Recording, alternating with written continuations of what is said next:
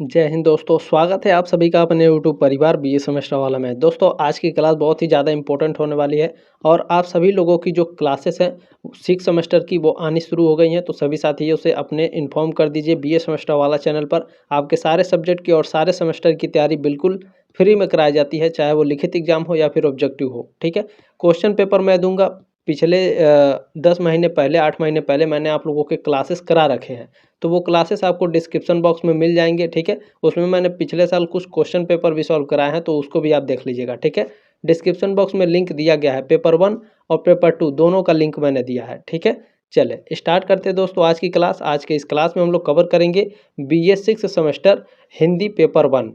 दीनदयाल उपाध्याय गोरखपुर विश्वविद्यालय का जो पेपर कोड है एचएनडी 305 है, क्योंकि दीनदयाल उपाध्याय गोरखपुर विश्वविद्यालय में हिंदी के 4 पेपर होते हैं। ठीक है, एचएनडी 305, 306, 307 और 308। ठीक है, तो ध्यान रखिएगा। और ये जो क्लास है डॉक्टर भीमराव अम्बेडकर यूनिवर्सिटी, राजा महेंद्र प्रताप सिंह स्टेट यूनिवर्सिटी है, सिद्धार्थ यूनिवर्सिटी है और तमाम प्रकार के जो विश्वविद्यालय हैं पूरे उत्तर प्रदेश में, बिहार में जो विश्वविद्यालय है, झारखंड में है, राजस्थान में है, जहाँ भी आपके भाषा विज्ञान, हिंदी भाषा तथा देवनागरी लिपि पढ़ाई जा रही है, आप सभी के लिए ये क्लास मोस्ट इंपॉर्टेंट है, चाहे वो आपका अफिलिएटेड कॉलेज क्यों ना हो। ठीक है, चलिए 6 सेमेस्टर है, एग्जाम 2025 और एग्जाम 2026 के लिए यह क्लास आप लोगों के लिए मोस्ट इंपॉर्टेंट है। ठीक है, अपने सभी साथियों के साथ इसे शेयर कर दीजिएगा, आप सभी से बहुत ही ज़्यादा रिक्वेस्ट है। ठीक है, चले देखें, जो आपका एग्ज़ाम है वो अधिकतम अंक जो है 75 रहेगा, 1.5 घंटे का समय दिया जाएगा। ठीक है, और ये दीनदयाल उपाध्याय गोरखपुर विश्वविद्यालय का क्वेश्चन पेपर है, इसमें आपसे 50 क्वेश्चन पूछे गए थे। एक जो क्वेश्चन है 1.5 अंक का होगा, 1.5 अंक। ठीक है, चलिए ध्यान रखेंगे।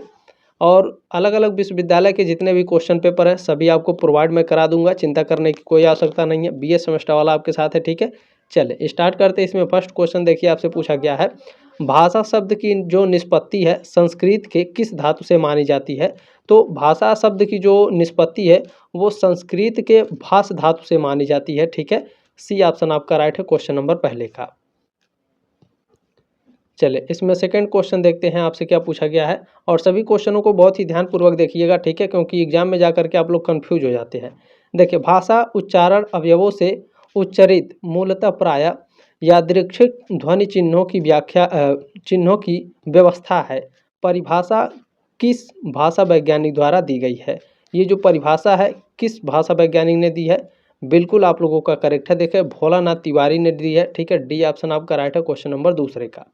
ठीक है, चलें नेक्स्ट क्वेश्चन देखें, आपसे पूछा गया है अधोलिखित में से कौन सी विशेषता भाषा की नहीं है। तो जो भाषा है वो भाषा कठिनता से सरलता की ओर ले जाती है, बिल्कुल। भाषा अपरिवर्तनशील है, नहीं, भाषा परिवर्तनशील होता है दोस्तों। ठीक है, तो ये भाषा की विशेषता बिल्कुल नहीं है, बी ऑप्शन आपका राइट है। बाकी भाषा जो है संयोगावस्था से वियोगावस्था की ओर ले जाती है, ये भी आपका हो सकता है, लेकिन सबसे बेस्ट आंसर है आपका भाषा जो है अपरिवर्तनशील नहीं है, परिवर्तनशील होती है। ठीक है, इसमें बी ऑप्शन आपका यहाँ पे मेरे हिसाब से करेक्ट होना चाहिए। बाकी प्रत्येक भाषा की पृथक संरचना होती है, ये भी भाषा की विशेषता है। ठीक है, चलें। और किसी भी क्वेश्चन में डाउट रहता है तो आप स्क्रीनशॉट लेकर के इस नंबर पर हमसे डाउट क्लियर कर सकते हैं। डाउट सेशन के लिए आपको एक भी पैसा नहीं देना है, किसी भी चीज़ के लिए आपको बीए सेमेस्टर वाला चैनल पर आपको एक भी पैसा नहीं देना है, चाहे वो क्लास हो, नोट्स हो या फिर पीडीएफ हो। सारी चीज़ें आपको टेलीग्राम ग्रुप में सेंड कर दी जाती हैं, वहाँ से आप लोग डाउनलोड करके पीडीएफ वगैरह आप सभी लोग देख सकते हैं। ठीक है ना, इस व्हाट्सअप हमें कर सकते हैं इस नंबर पर आप सभी लोग। ठीक है, चलें। और एग्ज़ाम हो जाने के बाद उसी नंबर पर आप लोग अपना क्वेश्चन पेपर भेज दीजिएगा, ताकि मैं आंसर की आप लोगों को प्रोवाइड करा सकूं। ठीक है, चलिए नेक्स्ट क्वेश्चन है चौराहे पर खड़ा यातायात नियंत्रित करता सिपाही भाषा के किस रूप का सहारा लेता है। लिखित रूप का, मौखिक रूप का, सांकेतिक रूप का या यांत्रिक रूप का। बहुत ही आसान है, सांकेतिक रूप का। ठीक है, सी ऑप्शन आपका करेक्ट है। चलिए नेक्स्ट क्वेश्चन देखिए, आपसे क्या पूछा गया है किस विद्वान ने अवहट्ट को पुरानी हिंदी कहा है। तो जो चंद्रधर शर्मा गुलेरी जी हैं, इन्होंने अवहट्ट को पुरानी हिंदी कहा है। ठीक है, बी ऑप्शन आपका राइट है क्वेश्चन नंबर 6 का। नेक्स्ट क्वेश्चन देखें, आपसे पूछा गया है डिंगल पिंगल का संबंध है राजस्थानी हिंदी से, पहाड़ी हिंदी से, पूर्वी हिंदी से या पश्चिमी हिंदी से। डिंगल पिंगल भाषा का संबंध किससे है, राजस्थानी हिंदी से। फर्स्ट ऑप्शन आपका राइट है। चलिए नेक्स्ट क्वेश्चन क्या है, और सभी लोगों से रिक्वेस्ट है प्लीज़ व्हाट्सअप पर इसे शेयर जरूर कर दीजिएगा अपने दोस्तों के साथ। अप्रैल में आप लोगों के एग्जाम शुरू हो जाएंगे, ठीक है। प्राचीन राजस्थानी के नाम से जाना जाता है ब्रज भाषा को, डिंगल भाषा को, अवहट्ट भाषा को या फिर अपभ्रंश को। प्राचीन राजस्थानी के नाम से किसे जाना जाता है?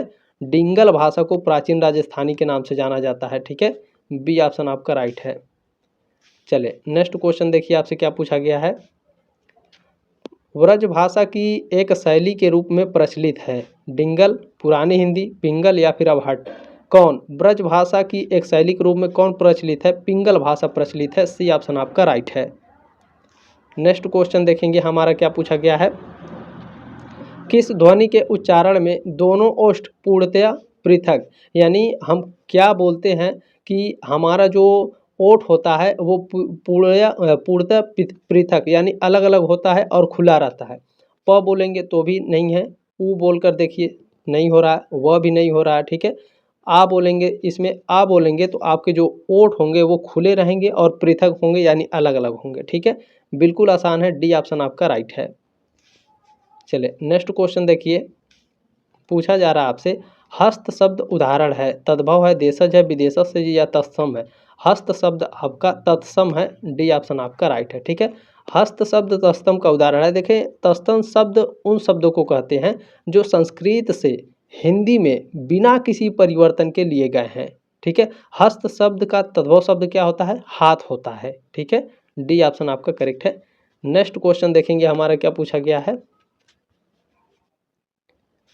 देखिए पूछा गया है कि खड़ी बोली का संबंध है पूर्वी हिंदी से, बिहारी हिंदी से, राजस्थानी हिंदी से या पश्चिमी हिंदी से। खड़ी बोली का संबंध किससे है? तो खड़ी बोली का जो संबंध है वो पश्चिमी हिंदी से है, डी ऑप्शन आपका राइट है। पूछा जाता है पश्चिमी हिंदी में कौन कौन सी भाषाएं होती हैं, तो पश्चिमी हिंदी में देखिए खड़ी बोली हरियाणवी, ब्रज, कन्नौजी और बुंदेली बोली जाती हैं। पश्चिमी हिंदी में कौन कौन सी बोलियां हैं ये पूछा जाता है, मोस्ट इंपॉर्टेंट है। पूर्वी हिंदी में कौन कौन सी बोलियां हैं, बिहारी हिंदी में कौन कौन सी बोलियां हैं, राजस्थानी हिंदी में कौन कौन सी बोलियां हैं, ये सबसे ज़्यादा मोस्ट इंपॉर्टेंट है। जब आप लोगों का ईयर वाइज एग्ज़ाम होता था, जैसे मान लीजिए एक साल में एक बार एग्ज़ाम होता है, ऐसे होता था, तो भी ये यहाँ से बहुत ही मोस्ट इंपॉर्टेंट सारे क्वेश्चन पूछे जाते थे, ठीक है ना। तो ये ज़रूर पढ़ के जाइएगा, आप लोगों के पास बुक होगा, PDF होगा, ठीक है, या फिर कोई भी चीज़ से आप पढ़ करके जाते हैं तो इसे ज़रूर पढ़ लीजिएगा, ठीक है। बाकी मैं अभी आपको बता दे रहा हूँ, ध्यान में रखिएगा, ठीक है। देखिए यहाँ पर पश्चिमी हिंदी के अंतर्गत कौन कौन सी बोलियाँ आती हैं, तो पश्चिमी हिंदी के अंतर्गत आपका आता है खड़ी बोली, मैं लिख दे रहा हूँ, ठीक है। खड़ी बोली, खड़ी बोली आती है आपकी। खड़ी के बाद आपकी आती है हरियाणवी, ठीक है। हरियाणवी लिखूंगा तो मैं बहुत ही ज़्यादा समय आपका बर्बाद हो जाएगा, ठीक है। तो खड़ी बोली, हरियाणवी, ब्रज, ठीक है, कन्नौज, बुंदेली, ये पश्चिमी हिंदी के अंतर्गत आते हैं। और इसमें मैं बता रहा हूँ, ध्यान रखिएगा। देखें पूर्वी हिंदी जो है, पूर्वी हिंदी में कौन कौन सी बोलियां हैं? पूर्वी हिंदी की 3 बोलियां हैं, अवधी, बघेली और छत्तीसगढ़ी। याद रखिएगा, मोस्ट इंपॉर्टेंट है, अवधी, बघेली और छत्तीसगढ़ी पूर्वी हिंदी की 3 बोलियां हैं, ठीक है। बाकी इसमें बात करें बिहारी हिंदी की, तो दोस्तों बिहारी हिंदी में कौन कौन सी बोलियां हैं? बिहारी हिंदी में मगही है, मैथिली है और भोजपुरी, ठीक है, ध्यान रखेंगे। राजस्थानी हिंदी में कौन कौन सी है, तो देखें राजस्थानी हिंदी में मेवाती, मालवी, जयपुरी और मारवाड़ी, ये 4 बोलियां सबसे ज़्यादा फेमस है राजस्थानी हिंदी में। कौन कौन सी? मेवाती, मालवी, जयपुरी और मारवाड़ी, ठीक है। चले, और इसमें जो करेक्ट आंसर आपका खड़ी बोली का जो संबंध है वो पश्चिमी हिंदी से है, ठीक है। चले नेक्स्ट क्वेश्चन देखिए आपसे क्या पूछा गया है। नेक्स्ट क्वेश्चन कह रहा है, देखें कह रहा है कि अवधी हिंदी की किस उपभाषा से संबंधित है, तो जो अवधी है वो आपकी पूर्वी हिंदी की उपभाषा से संबंधित है, बी ऑप्शन आपका राइट है, क्वेश्चन नंबर 13 का, ठीक है। चलें बाकी नेक्स्ट क्वेश्चन देखेंगे। देखें अवधी जो है आपका पूर्वी हिंदी की उपभाषा से संबंधित है, मोस्ट इंपॉर्टेंट ये क्वेश्चन है, कई वर्षों में ये आपका पूछ चुका है कई बार, ठीक है। चलें देखिए नेक्स्ट क्वेश्चन है, भोजपुरी वर्ग की बोलियां हैं, भोजपुरी वर्ग की बोलियां कौन कौन सी है बताइए आप सभी लोग। बिल्कुल, देखें पश्चिमी हिंदी, पूर्वी हिंदी, बिहारी हिंदी या पहाड़ी हिंदी। बिहारी हिंदी क्या है? भोजपुरी वर्ग की बोलियां हैं, सी ऑप्शन आपका राइट है, क्वेश्चन नंबर 14 का। नेक्स्ट क्वेश्चन देखें आपसे क्या पूछा जा रहा है। नेक्स्ट क्वेश्चन है मध्यकाल की कवयित्री मीराबाई का संबंध है। तो मीराबाई का संबंध राजस्थानी हिंदी से है। ठीक है, फर्स्ट ऑप्शन आपका राइट है। नेक्स्ट क्वेश्चन आपसे पूछा जा रहा है कृष्ण भक्ति साहित्य के प्रधान कवि सूरदास प्रसिद्ध कवि हैं भोजपुरी के, अवधी के, मैथिली के या ब्रज भाषा के। बताइए, सूरदास प्रसिद्ध कवि हैं, किस भाषा के प्रसिद्ध कवि हैं? ब्रज भाषा के प्रसिद्ध कवि हैं। डी ऑप्शन आपका राइट है। नेक्स्ट क्वेश्चन देखिए आपसे पूछा जा रहा है, देखिए संविधान के किस अनुच्छेद में हिंदी को राजभाषा का दर्जा दिया गया है? अनुच्छेद 343 में दिया गया है। फर्स्ट ऑप्शन आपका राइट है। नेक्स्ट क्वेश्चन देखें, हिंदी दिवस मनाया जाता है हर साल 14 सितंबर को। डी ऑप्शन आपका राइट है। नेक्स्ट क्वेश्चन देखिए पूछा गया है आपसे हिंदी की उपभाषाएं हैं, हिंदी की कितनी उपभाषाएं हैं बताने का प्रयास करिए आप सभी लोग। बिल्कुल, हिंदी की देखें 5 उपभाषाएं हैं। कितनी उपभाषाएं हैं बाबू? 5 उपभाषाएं हैं हिंदी की। कौन कौन सी हिंदी की 5 उपभाषाएं हैं? तो देखिए राजस्थानी है, राजस्थानी हिंदी है, पश्चिमी हिंदी है, पूर्वी हिंदी है, बिहारी हिंदी है और पहाड़ी हिंदी। ये 5 ठीक है हिंदी की उपभाषाएं हैं, याद रखिएगा, मोस्ट इम्पोर्टेंट है। चले नेक्स्ट क्वेश्चन आपसे पूछा गया है विद्यापति का संबंध है ब्रजभाषा से, मगही से, खड़ी बोली या मैथिली से? विद्यापति का संबंध मैथिली भाषा से है। ठीक है, डी ऑप्शन आपका राइट है। नेक्स्ट क्वेश्चन देखिए आपसे पूछा गया है भाषा विज्ञान के किस अंग के अंतर्गत ध्वनियों का अध्ययन किया जाता है?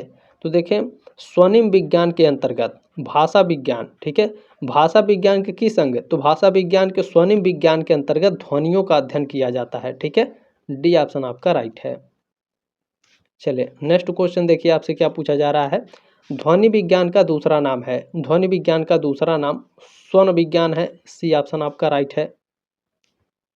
नेक्स्ट क्वेश्चन देखेंगे आपसे क्या पूछा जा रहा है ध्वनि चिन्हों को कहते हैं शब्द, अर्थ, वाक्य या वर्ण? ध्वनि चिन्हों को क्या कहते हैं भैया? बिल्कुल वर्ण कहा जाता है। डी ऑप्शन आपका राइट है 23 का। नेक्स्ट क्वेश्चन देखिए आपसे पूछा जा रहा है च ध्वनि का उच्चारण स्थान है, कंठ ध्वनि है, तालव्य है, मूर्धन्य है या फिर दंत्य है? च ध्वनि का उच्चारण स्थान क्या है? बिल्कुल तालव्य ध्वनि है च। ठीक है, बी ऑप्शन आपका राइट है क्वेश्चन नंबर 24 का। ठीक है, चले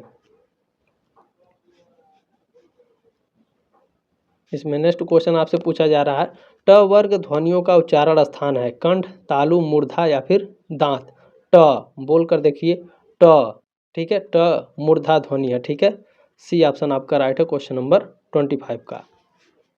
नेक्स्ट क्वेश्चन देखिए पूछा जा रहा है आपसे कि सार्थकता की दृष्टि से भाषा की लघुत्तम इकाई है। भाषा की लघुत्तम इकाई शब्द होता है। सी ऑप्शन आपका राइट है। चले नेक्स्ट क्वेश्चन आपसे पूछा जा रहा है खड़ी बोली भारत के किस क्षेत्र की स्थानीय बोली है? दिल्ली और मेरठ की, जयपुर एवं उदयपुर की, पटना या फिर मुजफ्फरपुर की, नैनीताल या फिर देहरादून की? बताइए, खड़ी बोली भारत के किस क्षेत्र की स्थानीय बोली है? तो दिल्ली एवं मेरठ की खड़ी बोली स्थानीय बोली है। ठीक है, फर्स्ट ऑप्शन आपका करेक्ट है। नेक्स्ट क्वेश्चन देखिए आपसे पूछा जा रहा है देवनागरी लिपि का विकास माना गया है खरोष्टी से, ब्राह्मी लिपि से या फिर देववाड़ी से? देवनागरी लिपि का विकास किससे माना गया है? बिल्कुल ब्राह्मी लिपि से देवनागरी लिपि का विकास माना गया है। बी ऑप्शन आपका राइट है। नेक्स्ट क्वेश्चन देखिए आपसे क्या पूछा जा रहा है। चले नेक्स्ट क्वेश्चन है कि व्यापक क्षेत्र में व्यवहार की जाने वाली भाषा को कहा जाता है, क्या कहा जाता है? संपर्क भाषा, राजभाषा, राष्ट्रभाषा या मातृभाषा? व्यापक क्षेत्र में व्यवहार की जाने वाली भाषा को संपर्क भाषा कहते हैं। फर्स्ट ऑप्शन आपका राइट है।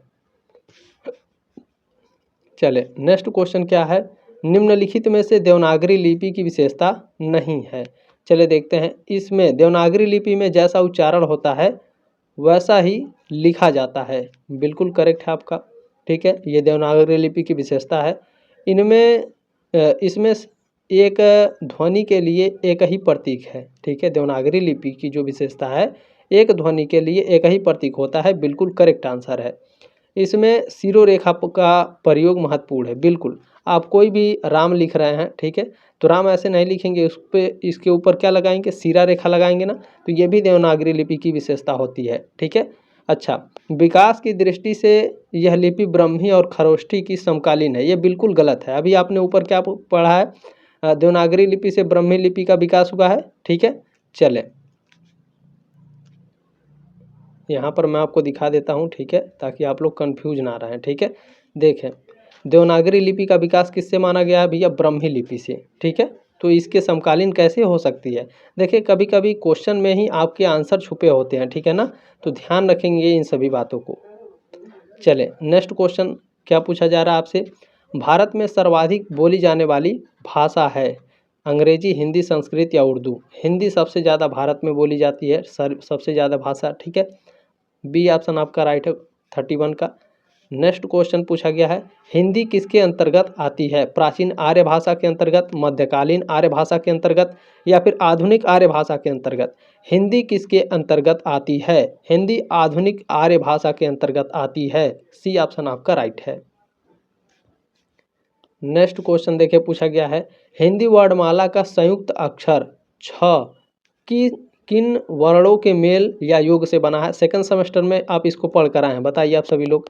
बिल्कुल, क प्लस स से, ठीक है, फर्स्ट ऑप्शन आपका राइट है। चले नेक्स्ट क्वेश्चन देखिए, आप लोगों से पूछा जा रहा है कि हिंदुस्तानी भाषा के समर्थक थे गारसा दत्तासी, महात्मा गांधी, ये दोनों हिंदुस्तानी भाषा के समर्थक थे, सी ऑप्शन आपका राइट है दोनों। नेक्स्ट क्वेश्चन देखिए आपसे क्या पूछा जा रहा है, पूर्वी हिंदी की कौन बोली नहीं है। तो पूर्वी हिंदी में अवधी, बघेली और छत्तीसगढ़ी है, अभी मैंने ऊपर आपको पढ़ाया है, ठीक है, तो ध्यान रखेंगे इन सभी बातों को। बुंदेली जो है आपकी पूर्वी हिंदी की बोली नहीं है, सी ऑप्शन आपका राइट है। चले नेक्स्ट क्वेश्चन आपसे पूछा जा रहा है, राजस्थानी के अंतर्गत बोलियां हैं। देखिए राजस्थानी के अंतर्गत मुख्य रूप से 4 बोलियां हैं, मैंने आपको बताया है 4 बोलियां हैं, सी ऑप्शन आपका राइट है। कौन कौन सी 4 बोलियां हैं, मेवाती, मालवी, जयपुरी और मारवाड़ी, ये 4 मुख्य बोलियां हैं, ठीक है। चले नेक्स्ट क्वेश्चन आपसे पूछा जा रहा है, आदिकाल के अंतर्गत जैन साहित्य किस में लिखा गया है, संस्कृत, पाली, अपभ्रंश या अंग्रेजी में। आदिकाल के अंतर्गत जैन साहित्य किस में लिखा गया भैया, बिल्कुल जैन साहित्य आपका अपभ्रंश में लिखा गया है, सी ऑप्शन आपका राइट है। चले नेक्स्ट क्वेश्चन आपसे पूछा गया है, अंतस्थ व्यंजन नहीं है, अंतस्थ व्यंजन कौन सा नहीं है बताइए। बिल्कुल देखें, इसमें जो ह है ये अंतस्थ व्यंजन नहीं है, ठीक है। ह क्या है, ऊष्म व्यंजन है, जैसे आपका होता है, देखें ये वाला स, ये हो गया, ये है, ठीक है, और इसमें ह, ये सभी क्या हैं, ये चारों आपके ऊष्म व्यंजन हैं। बाकी आपके य, र, ल और व, ये आपके क्या हैं, अंतस्थ व्यंजन है, ये चारों आपके अंतस्थ व्यंजन है और ये आपके चारों ऊष्म व्यंजन है, ठीक है। चलें इसमें डी ऑप्शन आपका राइट है।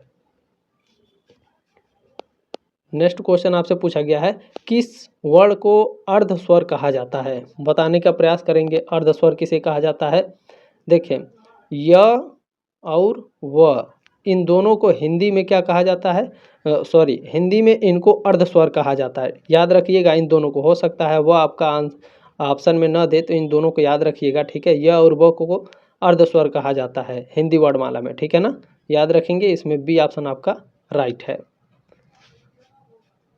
चलिए नेक्स्ट क्वेश्चन आपसे पूछा जा रहा है, ध्वनि विज्ञान के अंतर्गत अध्ययन किया जाता है, ध्वनि विज्ञान के अंतर्गत किसका अध्ययन किया जाता है, तो उच्चारण या उत्पत्ति का, संचरण या गमन का, श्रवण का, इन तीनों का अध्ययन किया जाता है ध्वनि विज्ञान के अंतर्गत, ठीक है। सभी का डी ऑप्शन आपका राइट है। नेक्स्ट क्वेश्चन देखिए आपसे क्या पूछा जा रहा भैया, नेक्स्ट क्वेश्चन है कि वृत्तमुखी स्वर है, वृत्तमुखी स्वर किसे कहा जाता है, बताइए आप सभी लोग। वृत्तमुखी स्वर इनमें से कौन से हैं, देखें ऊ, बड़ा ऊ, छोटा ऊ और ओ, ये तीनों क्या हैं, ये तीनों आपके वृत्तमुखी स्वर हैं, डी ऑप्शन आपका राइट है। देखें नेक्स्ट क्वेश्चन है, अग्र स्वर हैं, अग्र स्वर कौन कौन से हैं, देखें ई, ए अग्र स्वर होते हैं, फर्स्ट ऑप्शन आपका राइट है, ए दोनों, ठीक है। अच्छा नेक्स्ट क्वेश्चन पूछा जा रहा है, अर्ध समृद्ध ध्वनि है, अर्ध समृद्ध ध्वनि कौन कौन से होते हैं, ए, और ओ, ए और ओ, ये दोनों क्या हैं? ये दोनों आपके अर्ध समृद्ध ध्वनि है, ठीक है। तो इसमें सी में दिया है ए, तो सी ऑप्शन आपका राइट है 43 का। चलिए नेक्स्ट क्वेश्चन है आपका, बीजापुर, गोलकुंडा और अहमदनगर में बोली जाने वाली बोली है। अहमदनगर, गोलकुंडा और बीजापुर में कौन सी भाषा बोली जाती है? दक्षिणी हिंदी बोली जाती है। बी ऑप्शन आपका राइट है। इसमें नेक्स्ट क्वेश्चन आपसे पूछा गया है, ध्यान से देखने का प्रयास करेंगे। निम्नलिखित में से कौन सी लिपि प्राचीन भारत में दाईं ओर से बाईं ओर लिखी जाती है? बताइए कौन सी ऐसी लिपि है जो दाईं ओर से बाईं ओर लिखी जाती है? ब्रह्मी, खरोष्टी, शारदा या नागरी? खरोष्टी लिपि दोस्तों दाईं ओर से बाईं ओर लिखी जाती है। बी ऑप्शन आपका राइट है क्वेश्चन नंबर 45 का। नेक्स्ट क्वेश्चन देखने का प्रयास करेंगे। देखिए इसमें मूर्धन्य ध्वनि के बारे में पूछा जा रहा है, ठीक है। कह रहा है कि मूर्धन्य ध्वनि है ट, ठ, ढ़, ये सभी क्या है? ये तीनों के तीनों आपके क्या हैं? मूर्धन्य ध्वनि है। 46 का ऑप्शन नंबर डी करेक्ट है। चले नेक्स्ट क्वेश्चन देखें, पूछा गया है आपसे, देवनागरी लिपि है चित्रात्मक है, भावात्मक है, अक्षरात्मक है या वर्णात्मक है? देवनागरी लिपि कैसी है? देवनागरी लिपि दोस्तों अक्षरात्मक है, ठीक है ना। सी ऑप्शन आपका करेक्ट है 47 का। चले नेक्स्ट क्वेश्चन देखिए, यहाँ पर पूछा जा रहा है ओष्ठ्य ध्वनि है। ओष्ठ्य ध्वनि यानी ओठ, तो ऐसे वर्ड जिनको बोलने पर आपके दोनों ओठ ऊपर और नीचे वाला सट जाते हैं। जैसे बोल के देखिए, आप लोग खुद बोलिए, प, फ, ब, बोलने पर आपके ओठ सट जा रहे हैं ना, तो जो सट जाते हैं वो ओष्ठी ध्वनि होते हैं, ठीक है। तो ये तीनों आपके बोलने पर आपके दोनों ओष्ठ क्या हैं? सट जा रहे हैं ना, तो ये आपके तीनों के तीनों आपके राइट आंसर हैं। डी ऑप्शन आपका करेक्ट होगा सभी, ठीक है। चलें नेक्स्ट क्वेश्चन आपसे पूछा गया है, नागरी लिपि सुधार समिति के संयोजक थे। तो देखें 1935 में नागरी लिपि सुधार समिति की स्थापना जो है काका कालेलकर के अध्यक्षता में हुई थी, और 1947 में उत्तर प्रदेश सरकार द्वारा गठित देवनागरी लिपि सुधार समिति के जो अध्यक्ष थे आचार्य नरेंद्र देव थे। तो आज़ादी के पहले काका कालेलकर और आज़ादी के समय या फिर 1947 में देश आज़ाद हुआ था, है ना, तो 1947 में आचार्य नरेंद्र देव दोनों का नाम दिया है। अब इसका राइट आंसर क्या होगा? ये यूनिवर्सिटी के ऊपर भी डिपेंड हो सकता है, लेकिन मेरे हिसाब से देखा जाए सबसे पहले काका कालेलकर थे, तो इनका राइट आंसर होना चाहिए, ठीक है। डी ऑप्शन आपका राइट होना चाहिए। बाकी आप लोग अपनी राय भी कमेंट बॉक्स में रखिएगा क्वेश्चन नंबर 49 को लेकर के, ठीक है। चले मैंने बता दिया है, इन दोनों में से कोई एक आपका राइट आंसर हो सकता है, ठीक है। चले आपने जो प्यार और सपोर्ट दिया है इसके लिए बहुत बहुत धन्यवाद। और आप लोगों का ये जिम्मेदारी है, प्लीज़ जितने भी छात्र और छात्राएं हैं इस क्वेश्चन पेपर को आगे व्हाट्सएप पर जरूर शेयर कर दीजिएगा, ठीक है। आप सभी से बहुत ही ज़्यादा रिक्वेस्ट है। देखिए सब्सक्राइब नहीं करेंगे तो चलेगा, लेकिन पेपर सेंड कर दिया कीजिए, क्योंकि ये लास्ट सेमेस्टर है, इसमें बैक लग जाएगा तो 1 साल बाद ही आप लोगों को पेपर देने के लिए मिलता है। तो ये आपकी ये जिम्मेदारी है, प्लीज़ शेयर जरूर कर दीजिएगा, ठीक है। किसी भी बच्चे का बैक नहीं लगना चाहिए, आपकी जिम्मेदारी है। देखिए नेक्स्ट क्वेश्चन है, लास्ट है दोस्तों, कि आधुनिक भाषा विज्ञान के जनक माने जाते हैं। यहाँ आधुनिक भाषा विज्ञान के जनक के बारे में पूछ रहा है, तो सस्यूर कौन है? सस्यूर आपके आधुनिक भाषा विज्ञान के जनक माने जाते हैं। सी ऑप्शन राइट है क्वेश्चन नंबर 50 का, ठीक है। और इसमें जो मोस्ट इम्पोर्टेंट क्वेश्चन है वो मैंने प्रीवियस ईयर में भी कराए हैं, तो जाकर डिस्क्रिप्शन बॉक्स में सारे क्लासेस को अटेंड कर लीजिएगा आप सभी लोग, ठीक है। चलिए जल्दी मिलते हैं आपके नेक्स्ट क्लास में, तब तक के लिए जय हिंद, वंदे मातरम।